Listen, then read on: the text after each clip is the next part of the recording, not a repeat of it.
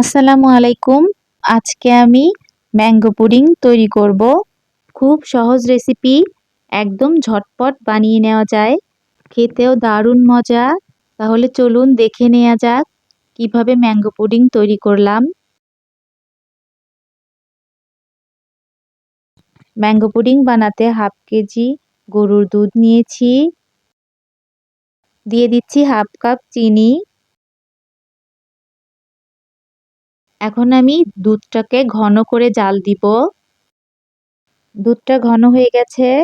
এখন আমি আমের পিউরিটা নিয়েছি মেজারমেন্ট কাপের 3 কাপ। এখন আমি ব্লেন্ডারে ব্লেন্ড করে নেব।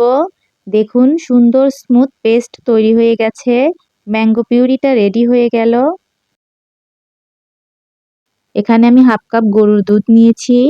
5 চা চামচ কর্নফ্লাওয়ার দিলাম। দিয়ে ভালো করে একটু মিক্সড করে রেখে দিলাম।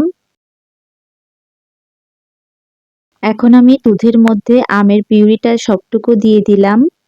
দিয়ে একটু মিক্সড করে নেব। মিক্সড করা হয়ে গেছে। এখন আমি মিডিয়াম আঁচে জাল করতে থাকবো। কর্নফ্লাওয়ার মিশানো যে দুধটা ছিল আমি অল্প অল্প করে দিয়ে নাড়তে থাকবো। সবটুকু একবারে দিব না। সবটুকু দিয়ে দিয়েছি। দেখুন ঘন হয়ে আসছে। এখন আমি নামিয়ে ফেলবো। একটা কাচের মোল্ড নিয়েছি। তেল ব্রাশ করে দিলাম। ঠান্ডা করে নরমাল ফ্রিজে 3-4 ঘন্টা রেখে দিয়েছিলাম।